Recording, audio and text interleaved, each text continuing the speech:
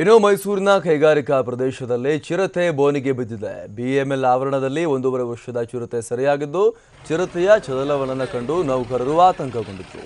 ಈ ಬಗ್ಗೆ ಅರಣ್ಯ ಇಲಾಖೆಗೆ ಮಾಹಿತಿಯನ್ನು ಕೂಡ ಕೊಟ್ಟಿದ್ರು. ಚಿರತೆ ಸೆರೆ ಹಿಡಿಯಲು 15 ದಿನಗಳ ಹಿಂದೆ ಅರಣ್ಯ ಇಲಾಖೆಯ ಸಿಬ್ಬಂದಿ ಬೋನನ್ನು ಏರಿಸಿದ್ದು, ಬಿಎಂಎಲ್ ಆವರಣದಲ್ಲಿ ಇಂದು ಬೆಳಗ್ಗೆ ಚಿರತೆ ಬೋನಿಗೆ ಬಿದ್ದಿದೆ.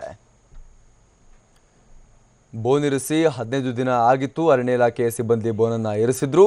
ಇದೀಗ ಕಡೆಗೂ ಕೂಡ ಚಿರತೆ ಬೋನಿಗೆ ಬಿದ್ದಿದೆ. ಚಿರತೆ ಇಲ್ಲಿ ಬಹಳ ದಿನಗಳಿಂದ ಓಡಾಡ್ತಾ ಇತ್ತು. ಅದನ್ನು ಕಂಡು ಆ ಭಾಗದ ಜನ, ಬೆಮೆಲ್ನ ನೌಕರರು ತೀವ್ರ ಆತಂಕಕ್ಕೆ ಒಳಗಾಗಿದ್ರು. ಎಲ್ಲಿ ದಾಳಿ ಮಾಡುತ್ತೋ ಚಿರತೆ, ಈ ಕಾಡು ಪ್ರಾಣಿ ಅಂತ. ಹೀಗಾಗಿ ಬೋನ್ ಇರಿಸಿ ಈ ಕಾಡು ಪ್ರಾಣಿಯನ್ನು ಹಿಡಿಯೋಕೆ ತಂತ್ರವನ್ನು ಹೂಡಲಾಗಿತ್ತು. ಇವತ್ತು ಬೆಳಗ್ಗೆ ಕಡೆಗೂ ಕೂಡ ಚಿರತೆ ಬೋನಿಗೆ ಬಿದ್ದಿದೆ. ಅರಣ್ಯ ಇಲಾಖೆ ಹೆಣೆದಂತಹ ತಂತ್ರಕ್ಕೆ ಇದು ಬೋನಿಗೆ ಬಿದ್ದು ಬುಸುಗುಡ್ತಾ ಇದೆ, ಗುರ್ರ ಅಂತ ಇದೆ.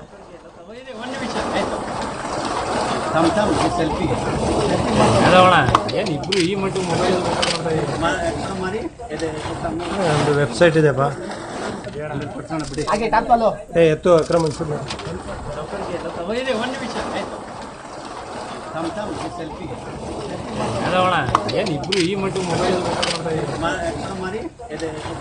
ಒಂದು ವೆಬ್ಸೈಟ್ ಇದೆಪ್ಪ,